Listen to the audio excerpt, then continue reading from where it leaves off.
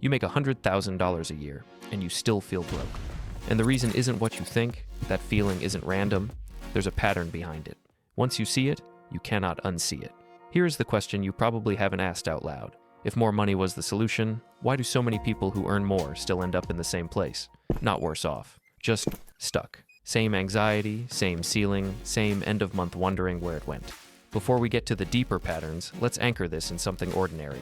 You get paid, you check your account, it looks healthy, you pay rent, a few bills, buy groceries, maybe dinner out, nothing extravagant. 2 weeks later, you check again, half is gone, you didn't buy anything big, you didn't screw up, and yet. That gap between the number on your salary and the number in your account isn't about self-control. It's about a system you never designed. So let's look at the first layer. You've probably heard of lifestyle inflation, the idea that spending rises with income. But that explanation is too simple. It moralizes. It suggests you bought too many nice things. For most people, that's not what happens. What actually happens is that expenses become invisible in 3 specific ways. The first is subscription decay.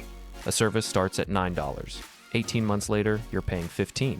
You don't notice because it happens in small increments. The provider knows this. They don't announce price hikes. They send a policy update on a Friday afternoon.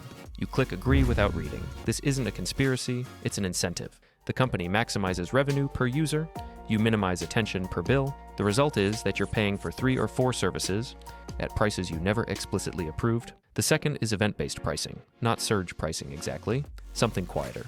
The same coffee order costs different amounts depending on when you buy it. The same ride costs more on a Friday evening than a Tuesday morning. The system doesn't show you the comparison. It shows you a price. You either accept or decline. Most people accept because the need is immediate. Over 12 months, that difference adds up to hundreds of dollars.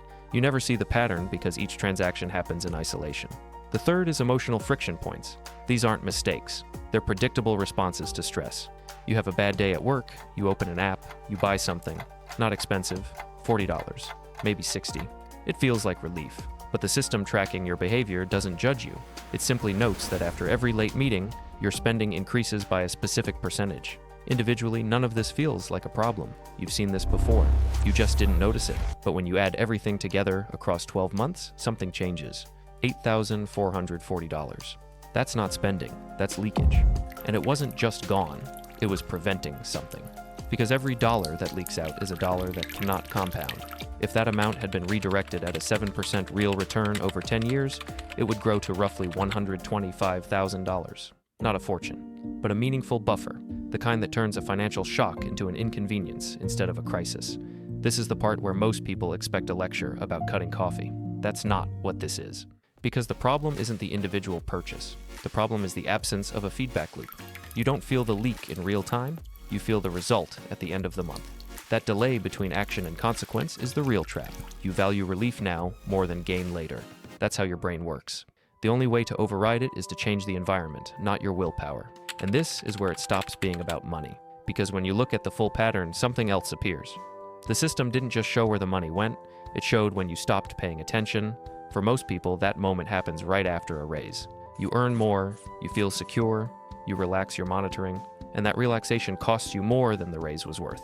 You're not bad with money, you've just never seen where it's actually going. So let's talk about what a fix actually looks like. Not a perfect system, not a magic app. A mechanism that removes most of the decisions you're currently getting wrong. First, before money even reaches your account, it gets assigned a job. Rent goes here, savings go here, bills go here. The remainder is what you can spend without guilt. This isn't budgeting. Budgeting needs constant decisions. This is separation. You decide once, the system executes. Second, you introduce a delay between impulse and purchase.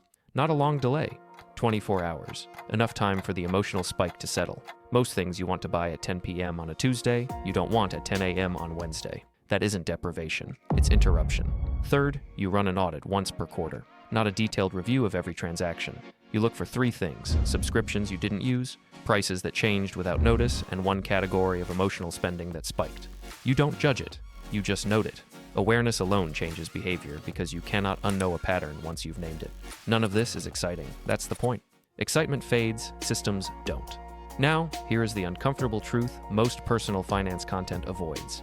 Even if you do all of this, you will still feel broke sometimes. Because the feeling of being broke isn't purely mathematical, it's comparative. You see other people your age buying houses, traveling, posting new cars. You don't see their debt. You don't see their family support. You see the highlight reel and measure yourself against it. That comparison isn't a personal failure. It's a design feature. The platforms optimize for engagement. Engagement comes from status anxiety. You feel slightly inadequate. You scroll more. The cycle continues. So the real question isn't how to stop feeling broke. The real question is what you're trying to measure. If you measure yourself against an invisible average, you will always lose. If you measure yourself against a specific, achievable goal, you can actually track progress. But most people never define the goal. They just feel the lack. That is the second leak. Not money, attention. You spend your attention on things that don't serve you. And attention is the only resource you cannot earn back. Most people will watch this and do nothing. Most people never run this audit. Not because they're lazy, because the discomfort of looking is higher than the discomfort of wondering. You avoid the numbers because you're afraid of what they will show. But avoidance has a cost. The cost is staying at the same income level for years while feeling like you're running in place. Now you've seen the structure. You know about the 3 invisible leaks. You know about the delay between action and consequence. You know that the feeling of being broke is partly mathematical and partly comparative. So the question is no longer why you feel broke. The question is what you're going to do about it. Not someday, not after one more raise. Now, because the system doesn't care about your intentions. It only responds to what you actually do. One final thing. You will forget most of this in a week. That's not an insult. That's how memory works. The only way to make it stick is to take one action within the next 24 hours. Open your bank statement. Look at the last 30 days.